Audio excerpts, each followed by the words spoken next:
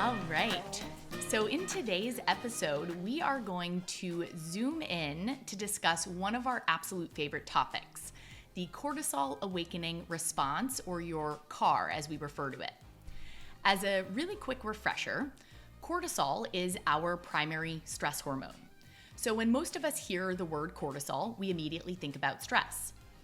And if you remember back to our stress and nervous system episode in season 1, cortisol is a steroid hormone that is released from the adrenal glands in response to stress.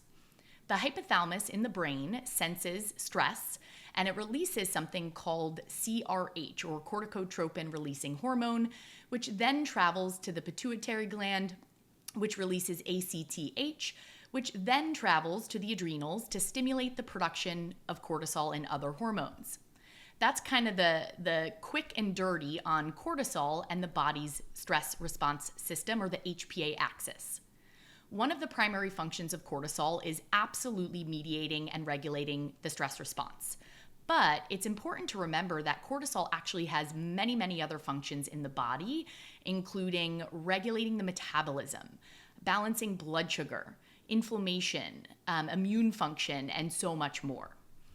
The cortisol awakening response, or the CAR, is where we kind of zoom in to look at what's happening with cortisol first thing in the morning. So your cortisol awakening response specifically is the change in cortisol concentration, or the burst in cortisol that occurs first thing in the morning upon waking. The cortisol awakening response works a little bit differently than what I described with a general cortisol response in relation to stress, or in response to stress rather. So this big rise in cortisol after waking actually occurs in the absence of stress. So in healthy individuals, cortisol actually should rise rapidly after waking, and it should actually increase by at least 50% above your baseline within the first 30 minutes that you wake up. When you're asleep, your adrenal glands down-regulate or blunt the production of cortisol. So cortisol should be very low while we're asleep. We should not be pumping out large amounts of cortisol. As soon as we wake up and when we're exposed to sunlight in the morning, the body shifts gears and the adrenals start to produce that cortisol. We should get this quick rise in cortisol first thing, and then ideally have a kind of gradual decline in cortisol throughout the rest of the day into the evening. This kind of pattern that I'm describing, with a big rapid rise in cortisol and a decline throughout the rest of the day, is considered a healthy cortisol pattern, or that's kind of what we're looking to achieve. Your cortisol awakening response and that quick rise in cortisol first thing is actually considered a really, really important indicator of stress resilience. And the health of your cortisol awakening response also has a huge influence on your overall health status and symptoms, which is why we are dedicating an entire episode to talking about your CAR. Like most other hormones and processes in the body, your cortisol awakening response and your overall cortisol pattern throughout the day is circadian. So it's heavily influenced by things like our light and dark exposure, our sleep habits, our eating habits, which we talk about extensively in the circadian rhythm episode in season 1. But today we're going to get really zoomed in to discuss the cortisol awakening response, and specifically what a healthy versus unhealthy CAR might look and feel like. Health implications of a dysregulated CAR, what harms our CAR, and what actually supports a healthy, balanced cortisol awakening response. So I'll let you take it away from here, Av, and dive in. Awesome. So what your cortisol awakening response can tell you about your health. So your CAR is your body's report card in how kind of effective you are in able to move from sleep to an alert state. So this transition should happen within that first 30 minutes of waking, as Jilly shared. So the CAR response signifies that stress resiliency, is their flexibility to adapt to life's stressors. So an unhealthy CAR can suggest the state of an individual's nervous system, how well the body's coping with those daily stressors, and their perception to stress. So a CAR response can either be high or low. When a CAR is high, it can indicate that an individual may be experiencing an acute phase of stress, or that person's nervous system is highly anticipating the events of the day and stuck in a high stress response. We can also see a CAR response that is suppressed or low, which can indicate that an individual has been under maybe more chronic stress, and the body's protecting itself from those high cortisol, kind of the history of high cortisol, leading to depletion and eventually low cortisol and a low CAR response. Now, these dysregulations in cortisol and the CAR response can lead to larger, more systemic health implications. And this is really showing like how impactful cortisol is in so many areas of the health and of our health, and really why we're so obsessed with so much of this topic and conversation. So we can see it impacting things like mood disorders, impacting experiences of depression, anxiety, panic attacks, hypervigilance, aggression, PTSD, even due to cortisol's impact on serotonin. We can see it impact stress disorders that can lead to the experience of being stressed out, the feeling of overwhelm, potentially insomnia, that kind of experience of burnout, really due to cortisol's impact on an amino acid balance between glutamate, our more excitatory amino acid, and GABA, our more calming. When both of these are in balance, it kind of promotes this alertness and calm. When they're out of balance, we can see a lot of impact in kind of mood and um, overall stress and the feelings of that in the body. Cardiovascular health, we can see it impacting high blood pressure and the risk for kind of cardiovascular diseases, impacting metabolic syndrome. So it can increase the propensity for diabetes, insulin resistance, metabolic syndrome, even hypoglycemia. So that's low blood sugar due to cortisol's significant impact on blood sugar. Carrie Jones, who's a very kind of significant educator in the hormone field of functional medicine, puts it, if you can't get your cortisol right, you won't ever get glucose right. And I feel like it's a very simple way to realize, like, wow, like our cortisol and stress plays a very significant role in so much of our health, but in particular in blood sugar. And you've heard us talk extensively about blood sugar. Brain dysfunction, so it can impact our memory, recall, feelings of brain fog, hippocampal cell death, meaning kind of brain on fire or inflammation in the brain due to cortisol's shift again on those amino acids, the GABA glutamate balance, kind of leading to maybe more excitatory glutamate and less of the calming GABA. Reproductive implications leading to ovulatory issues, impacts on fertility due to cortisol's communication to the brain, impacting our hormone communication to the ovaries through changes in FSH and LH pulses.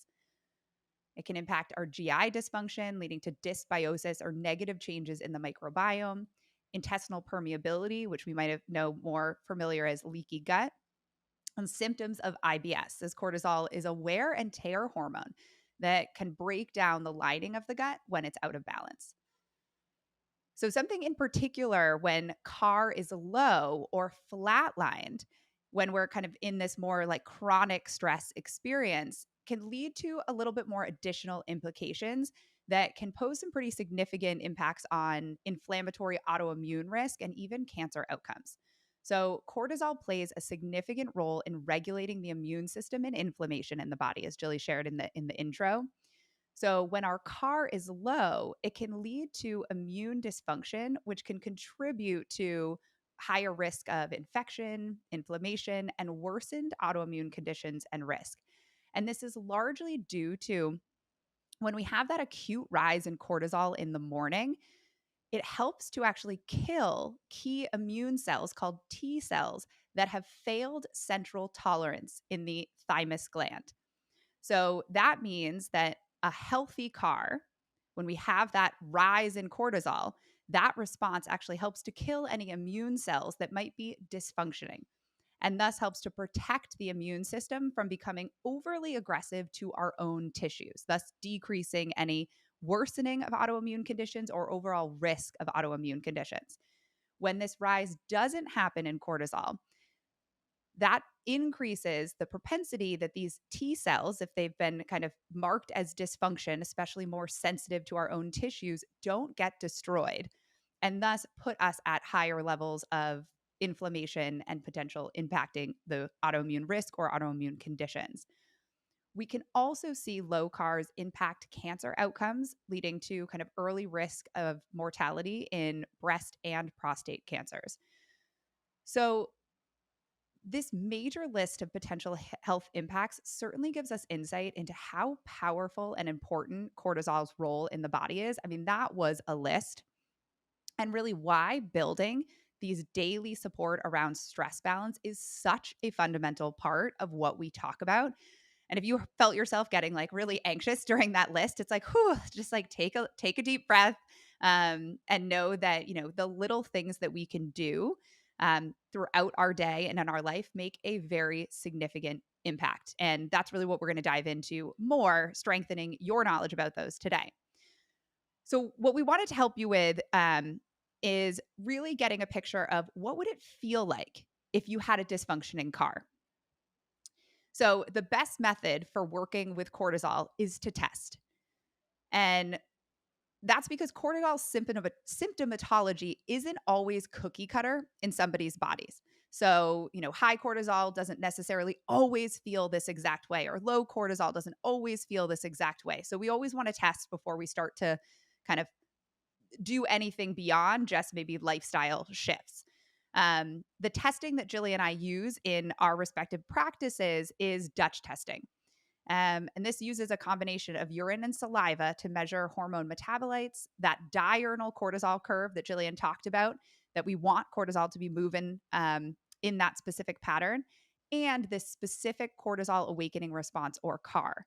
So this testing provides actionable insights into specific nutrition, lifestyle, and supplemental support to optimize an individual's cortisol pattern, especially their CAR. But we want to help you picture these health implications a little more concretely. So we created some symptom avatars to help to provide insight into what it might feel like if your CAR needs some support. So let's just start with what's ideal. We want to be waking somewhat easily in the morning, maybe only needing a little time to kind of get to that alert state. Usually that happens in about 30 minutes. You can get out of bed easily. You wake feeling alert but not anxious. You have consistent, stable energy throughout the day.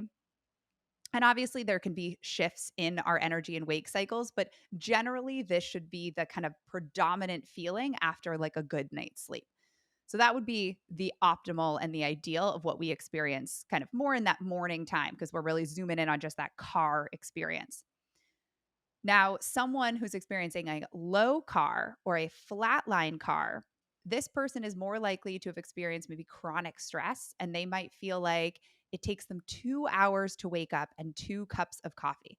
They might be more likely to hit the snooze constantly, and they need that caffeine to get going. Their autoimmune condition and symptoms might feel a little out of control. They feel more pain, stiffness, aches upon waking up, and it might take them a while to feel awake in the morning because of that lack of elevation in cortisol to take them to that alert state. And the bigger picture, they might experience burnout, weight gain or weight loss resistance, again, autoimmune conditions, low libido, low mood, poor focus. On the other side, if someone has an elevated CAR or overexpression of their CAR, they might wake feeling like they wake up going from 0 to 60 the second their eyes open. They could wake up feeling with even like a low mood or a little bit panic, and more likely to feel overwhelmed or stressed in the face of events. In that kind of big picture, they might experience elevated heart rate, feeling more frantic, blood sugar issues, sleep issues, definitely afternoon crash, poor recovery from exercise, and kind of a short fuse, especially in the face of any type of stress experience.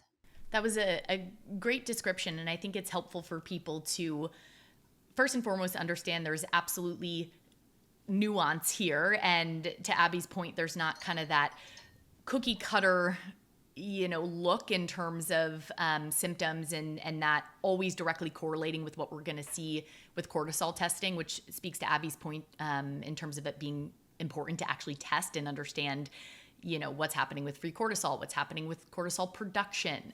But I think it's really helpful for people to just hear that list of symptoms and kind of what to maybe look out for and pay attention to.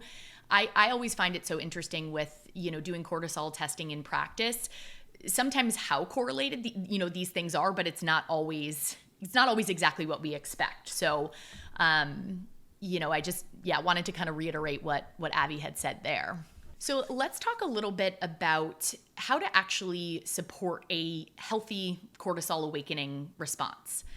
And you now have a better understanding of what it might look like, what it might feel like to have a dysregulated car. But now we want to talk action steps, right? Like what can we do here? So some of the biggest ways that we can support a healthy cortisol awakening response include having a consistent wake-up time. So having a consistent, predictable sleep schedule and specifically waking up around the same time daily really, really supports our internal rhythms and a healthy cortisol awakening response specifically. The body likes predictability. The body likes routine and habits. And if we're waking up at, 6 a.m. for part of the week, and then on the weekends, we're waking up at 11 a.m., you can imagine how this is disruptive to circadian rhythms and disruptive, really confusing for the brain rather, in terms of like, when am I supposed to produce these hormones and how much am I supposed to produce? So on a basic level, that consistent wake up time might not, sound super sexy or exciting, but it can make a massive difference with supporting a healthy cortisol awakening response. Another really big CAR supporter is exposure to sunlight, getting sunlight directly into your eyes soon after waking. Absorbing light into our eyes stimulates the master clock in the brain, the SCN. This helps the body transition from that sleep mode to actually, being awake. It stops the blunting that occurs with ACTH receptors on the adrenal glands, and it allows them to start to produce cortisol and to, produce that big rapid spike in cortisol that, we want to experience first thing. So light exposure is absolutely crucial for stimulating a healthy CAR.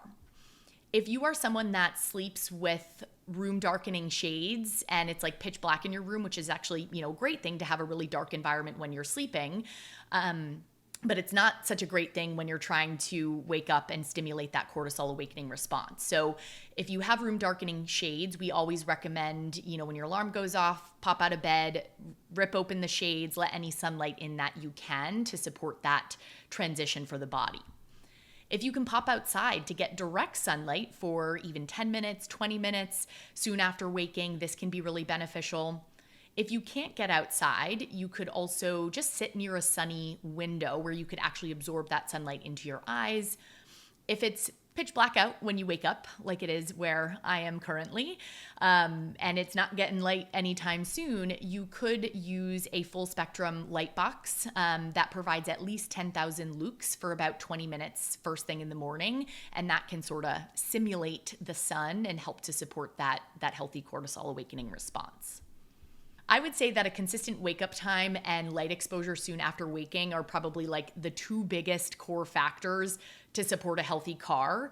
And if those things are not aligned currently, I'd say start there. Focus on that right off the bat. Would you agree, Abby?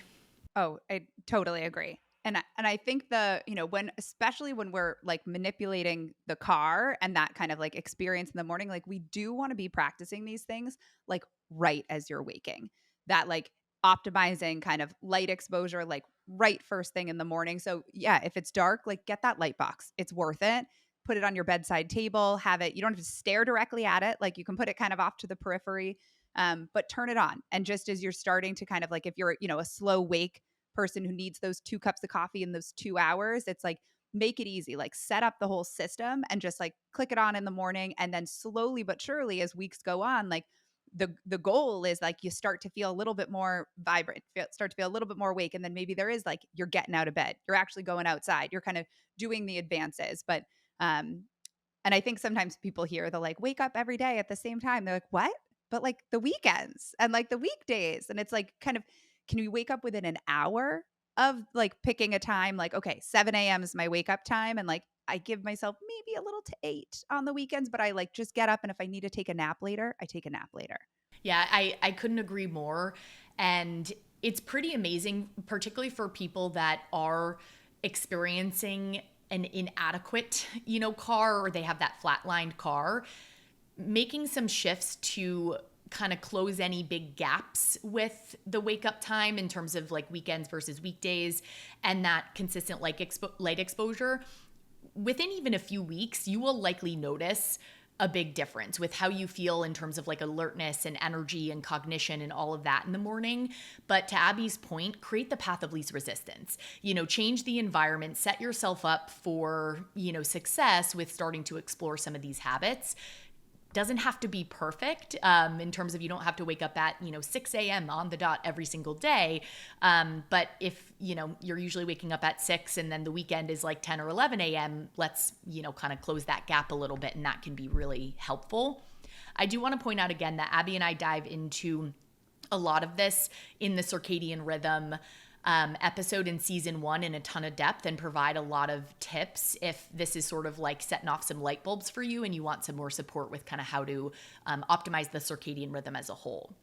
But let's talk about some other car supporters, or some things that can be really beneficial for supporting that healthy cortisol awakening response. Light movement or gentle exercise in the morning has been found to be beneficial. Delaying caffeine consumption. This might be tough for some of us, delaying caffeine consumption by 60 to 90 minutes. Caffeine, unfortunately, interferes with cortisol production. It's a stimulant. And if we are rolling out of bed, opening our eyes and immediately, down in the coffee, having caffeine, our bodies can really start to adapt by producing less cortisol on its own and relying more so on caffeine as a stimulant. So something to keep in mind. Kind of building on what we were just talking about with some of the first car supporters, if you have coffee immediately upon waking, you don't necessarily have to say, okay, I'm going to wait, 90 minutes tomorrow. Maybe we just start making small adjustments with the timing of caffeine to eventually get to that 90-minute kind of time frame. We don't want to shock the system. We don't want to make you feel like crap. So take it slow if you need to, and that's totally fine. Getting sunlight midday or during the daytime hours is another big car supporter. Research suggests that people that are exposed to a lot of fluorescent light during the day, like if you're in an office that has all these fluorescent lights, so if you're exposed for 6 or more hours a day, these individuals have significantly suppressed cortisol awakening responses, which is so interesting, right? So it's not just what we're doing in an immediate sense, it's also our exposures and our habits throughout the rest of the day that are impacting the car. A consistent eating schedule aligned with the circadian rhythm is another really amazing way to support a healthy car. We, again, talk about this a lot in depth in the circadian rhythm episode in season 1. But just the quick and dirty here, this essentially means having something to eat within the first 1 to 2 hours of waking and eating consistent meals throughout the daytime after that. We typically recommend that clients generally think about eating within a 12-hour daytime window. So if you have breakfast around 7:30 a.m., you might wrap up your last meal around 7:30 p.m. That's kind of a 12-hour eating window. For many of our clients and just kind of for people in our crazy modern world, our patterns of eating have shifted. Many of us skip or skimp or delay breakfast for hours and then end up eating the bulk of our food way later into the evening hours because we, haven't really eaten much the first part of the day. So for many of us, aligning our pattern of eating with our circadian rhythm often does mean reprioritizing that first meal of the day, breakfast, and shifting our eating window towards the earlier part of the day as well. What we do in the evening also really impacts our cortisol awakening response. Some effective tips for supporting overall cortisol balance and that healthy car in the morning include minimizing blue light exposure from screens at night or wearing your blue light blockers, dimming lights, using lights that are lower in your visual field. So, instead that big bright overhead light, using, the floor lamps, the side table lamps, having a consistent bedtime. Again, the body loves routine, it loves rhythms and habits.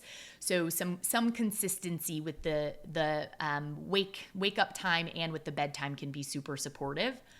And Abby and I have mentioned this in, I feel like, a few episodes, but both you and I feel like have done a lot of work on our own. I mean, we do a lot of this work with clients, but we've done a lot of work on our own personal habits and kind of circadian rhythm supporting habits, in recent years. And it is pretty amazing what a difference just like the consistent bedtime, like within that hour range, can make with how you feel day to day, how you feel, when you're waking up or, feeling tired and calm and ready for bed in the evening. Again, it doesn't sound huge, but it really does make a big difference with how the body's operating. I would totally agree there. And I know that sometimes it's not like the, sexiest like adjustment of like, oh, so like, what about, again, like weekends? What about like all those questions might come up, and it's like we do the best we can, but I think also prioritizing like what are your goals for right now? Are you like really working on your health and working on like, hey, I feel like exhausted a lot of the time, or I'm like really overstimulated and I get overwhelmed easily, or kind of really connected with some of those avatars that we um painted, or even some of the just potential like, man, I really want to strengthen my circadian rhythm for multitudes and strengthen my car. Then we really start kind of getting, the perspective of like, what's more important to me? Like keeping up with maybe some of my friends who are like running about town, like late, Thursday, Friday, Saturday nights, and then throwing me into a loop for the rest of the week? Or is it like me, utilizing my no and like creating some boundaries around myself and like, asking my friends if they want to get coffee during the day, or, if they want to like go for walks, or if they want to kind of like changing our lifestyle to like really support our goals, which is not necessarily like an easy um thing to like think about or make the actions towards. But I think just like allowing that to sit for a little bit and like really thinking about like, am I upholding like my own goals? And are there things that I may need to shift in terms of my like interactions with my social life?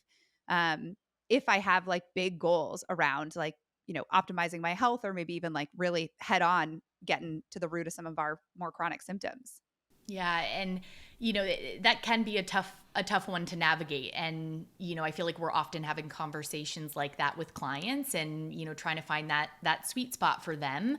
So we definitely acknowledge that some of those changes can be challenging. To build on what Abby's saying too, the context of a person's health is also very important in terms of, are you experiencing significant health issues and symptoms right now? If so, some of these things in terms of the consistency and really making those changes, may be much more of a priority. If you are someone that is generally in good health, you're not experiencing a lot of overt symptoms, but, maybe you'd like to optimize, or, maybe you don't always feel so great coming off of the weekend. These two people are in very different situations, so we can't compare ourselves. And ideally for that individual that's like in the trenches, dealing with a lot of health issues, the goal always is to get you to a place where your body has a lot more resilience. So, we're never looking for perfection with these things. We want clients to show up and enjoy their lives, to, go to the fun wedding and, stay up a little later than usual, but not feel awful, for days afterwards. So, there's some nuance to this, and we can't compare ourselves to others. You have to think about, where you're at, what's going on with your health, what's important to you, and what changes are going to be reasonable. So just wanted to point that out as well. Couple other car supporters that I just want to run through here. Keeping your room dark, at night. I mentioned, dark environment being great for, supporting circadian rhythms, and also, making sure that the body is kind of in that restful state and not producing cortisol, while we are sleeping. And then lastly, what you eat and the nutrients you support your body with is also important, or plays a role with the CAR, with that cortisol awakening response. On a macro level, balanced meals with adequate protein, carbs, fat, great meal timing or that optimal meal timing aligned with the circadian rhythm. These things are essential for blood sugar regulation, which has a massive impact on cortisol. So remember that really tight connection between cortisol and blood sugar or glucose.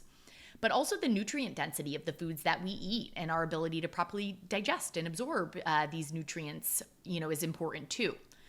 Cortisol is a hormone that's made in the mitochondria in a specific area of the adrenal glands. So the health of our mitochondria is important for, actually being able to produce appropriate amounts of cortisol and to have that really healthy, rapid rise in cortisol upon wakening. This would get a little bit too into the weeds for this episode, but just to highlight a couple key nutrients here that can be really helpful for supporting mitochondrial health and function include B vitamins, magnesium, zinc, vitamin E, vitamin C, and antioxidants, predominantly coming from our, bright, colorful fruits and veggies. I'm feeling a mitochondria episode coming up. I know. I was just thinking that. I'm like, I feel like we kind of side mention mitochondria a lot, and then we're like, oh no, we like weave it in. Yeah. Like let's dive into those very important buggers. Yeah, definitely. Okay, so those are our big car supporters. Choose a couple that feel relevant for you, and start from there. Also, want to run through a few of the biggest car herders or things that, interfere with that healthy cortisol awakening response. Some of the big ones include wonky sleep schedule, hitting the snooze button a million times. I'm sorry if you feel called out right now. But, snoozing and kind of falling, back asleep or dozing off, it doesn't help with that cortisol awakening response. We want to wake up, get our light exposure. That's like the number one reason why I get out of bed in the morning. So I'm like, oh my God, my cortisol awakening response, I can't snooze.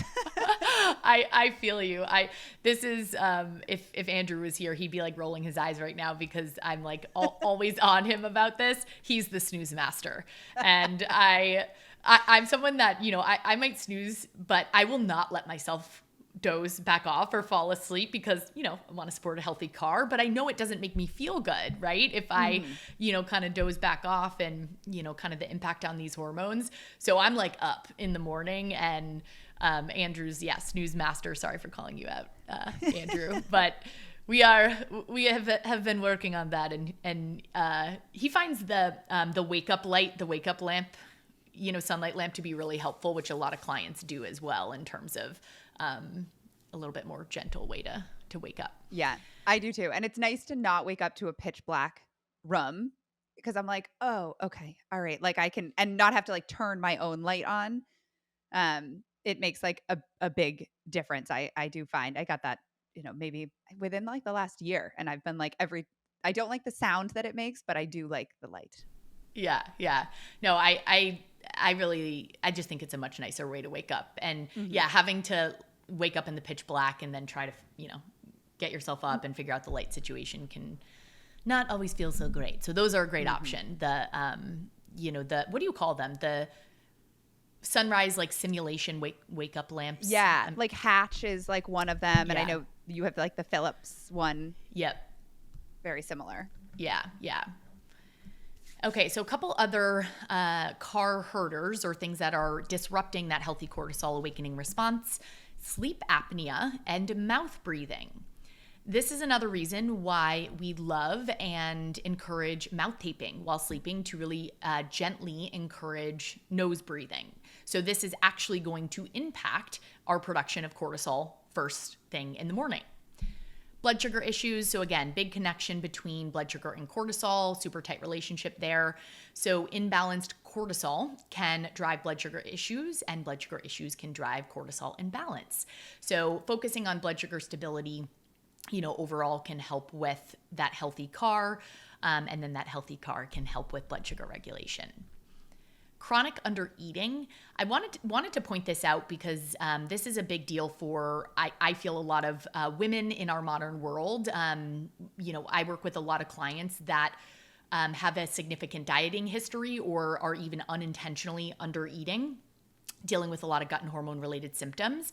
And I think we forget how stressful chronic undereating is. And if we are undereating, we are jacking up our cortisol and our stress hormone and sort of, driving that HPA axis dysregulation. And as Abby kind of discussed, over time, this can really, lead to some issues with that CAR. Initially, it may mean that we have the overexpression, but over time, that CAR might dampen and we might end up with sort of that flatlined CAR dynamic. Chronic stress and burnout, or that chronic stress and burnout, or that anticipatory stress in the morning. Abby mentioned this, but just to expand real quickly, when we wake up and we're like checking the email, checking text, social media, we're stressed about our to-do list for the day, that can be a disruptor of, our normal cortisol awakening response, because remember, that's supposed to happen without the presence of stress or threat. So if we have, lots of stress first thing in the morning, this can be a factor that dysregulates the CAR, but also might be an opportunity to think about, some of your habits in the morning and how you're supporting the nervous system, which we talk about in our last episode with gut and hormone healing routines, if you want to learn more there. Excessive blue light and fluorescent light exposure and lack of natural sunlight, smoking, alcohol, traumatic brain injury and concussions can be a big one. Poor vagal tone, so when the vagus nerve is not functioning properly. And then certain medications can also interfere with the cortisol awakening response, specifically things like steroid medications and stimulants.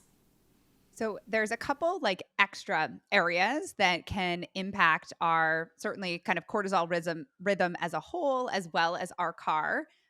Some of these we, can't really do anything about. The first is seasonal changes. These are, we could move to Florida, and or down south with Jillian, have a little less overt seasonal changes. But we live where we live unless there's a move in hand. So we just want to put these on the radar as like these are things that can impact. And so through the tools that we really talked about, ramping those up and kind of pulling in more tools around those seasonal changes can be pretty impactful. So changes in season can impact the CAR as the amount of light and the timing of light changes throughout the year as the seasons change. So, in a quarter of the world, we also participate in daylight savings, and that overtly changes the clock, impacting sleep and wake patterns and levels of light pretty significantly, overnight, literally. So both of these changes can impact our sleep patterns and that exposure to kind of diminishing levels of light. So seasonal changes have been shown to impact our CAR by having lower levels of CAR in the winter months than in the summer, where kind of particularly individuals who experience kind of seasonal affective disorder have been shown to have more prominent imbalances in terms of lower levels of CAR in the winter and kind of more affected by those changes, which if you're someone who identifies as kind of feeling those effects in the winter, there is research around that experience. So definitely like bringing in those light, getting yourself a light box for those dark winter mornings, like getting those supports can be really helpful. And really that some of those individuals are more sensitive to the changes in like seasonal light and time changes. Additionally, the changing of daylight savings has shown an even bigger impact on sleep disruptions and even cardiovascular event risk. There's even an increase in traffic accidents following the kind of shifts in the clock, especially with the adjustment of spring to summer, when we kind of lose that hour of time. So pretty interesting in terms of, that shift by an hour makes a really pretty significant impact. Shift workers. This is, certainly a bigger topic. Shift workers are often most cited when referencing the health implications that can arise when circadian rhythms are out of alignment. So the greatest challenge is the inconsistent schedule of a shift worker or even maybe a nurse who works like 2 to 3 nights per week in an overnight shift, but the other days of the week is living, more in alignment with their natural circadian rhythm. So we just see disruptions there. So the diving into the specifics of how to kind of navigate shift work is a little beyond the scope of just this episode. We could talk about that for its own full episode. But really just the awareness that there is more disruption to that cortisol awakening response in someone who is experiencing or living in kind of a shift work experience. And then the last one that's I find pretty interesting is environmental toxins. Now, we do actually have control over these a little bit more than we might think, but they hurt our car. And that's kind of an interesting, I think, association, not one that necessarily like jumps out as like, obviously, environmental toxins impacting your cortisol, like, and impacting your cortisol awakening response. So that might even be kind of surprising. But environmental toxins can have an impact on our overall stress response. So exposure to environmental chemicals are a risk factor for damage to our limbic system. So we're kind of talking about our nervous system when we think about just your mammalian response to stress. And can contribute to alterations in various aspects of the stress circuit. So research has shown exposures to various type of environmental chemicals can both overexpress cortisol or underexpress cortisol based on the chemical, the level of exposure, and the interaction with kind of the complex stress circuit in an individual. So we don't see it always impacting someone in one exact way. And that is kind of the nature of the soup of compounds and chemicals that we might be experienced or exposed to rather on, through life events. So some of those environmental chemicals, things like insecticides, herbicides, industrial chemicals such as BPA is a really big one that has a lot of research that's kind of found in like plastics. And we talked about in our episode 4 of kind of our detox and drainage about a little bit more in depth about environmental chemicals and reducing some of those exposures of many more of like the everyday exposures. BPA we did talk about there. Teflon pans, flame retardants, solvents, and even metals such as lead. There's actually a lot of research around lead exposure and damage to our cortisol awakening response and stress circuits in the body, as well as cadmium. So these are all kind of showing significance in manipulating and impacting the health of the car. So, kind of strengthening yet another reason why we want to be aiming to reduce kind of exposure in this like holistic health strategy. Now, if you've really connected again with a lot of the timing, I would say, of kind of like that wake up piece, um, but you're not someone who has a consistent wake up, and maybe are thinking about like, all right, how do I jump on that bandwagon? How do I start to like wake myself up more consistently? Well, we can think about kind of like two approaches. We can think about the band-aid approach, like ripping that band-aid off. And or we can think about kind of the slow and steady. So first we want to think about kind of what's your, optimal wake up time. What's that 12-hour daytime window that you're typically most active, maybe the demands of the day, your work schedule, when ideally you'd like to be most active weekend. And then, choosing a wake up time based on that. So maybe it's 7 a.m. to 7 p.m. So aiming to kind of just start waking up at that 7 a.m. That's the band-aid approach. And really practicing like that kind of strict light exposure. This could be like the morning walk, standing outside, standing by a bright window, using the light box. Really kind of working your way up to getting, more of that like gentle movement, kind of all of those morning routines that we talked about. If you're someone who wants a little bit less of a abrupt band-aid approach, just start with small incremental changes. Moving your wake up time earlier by like 15 to 30 minutes, like each week, every 2 weeks.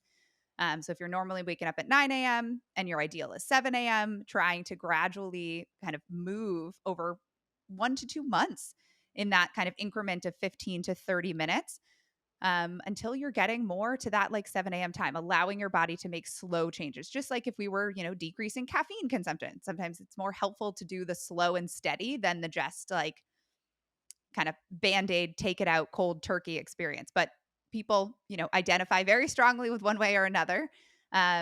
So the same really kind of focusing on that like morning routine and allowing ourselves to, shift in our patterns in the way that's going to kind of feel the best. Um,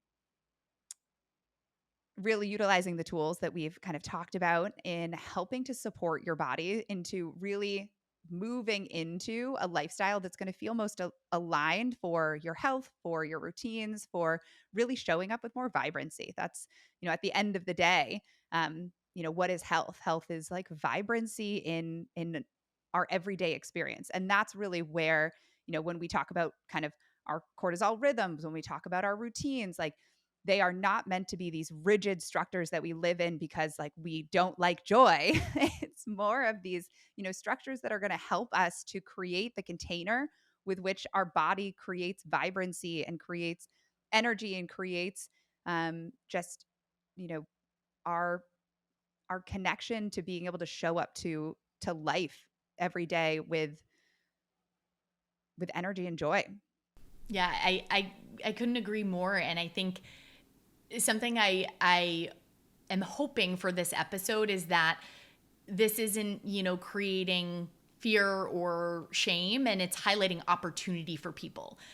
The fundamentals, the things that we're talking about, the habits, the health promoting habits, these things make a massive difference. They have the ability to transform your health.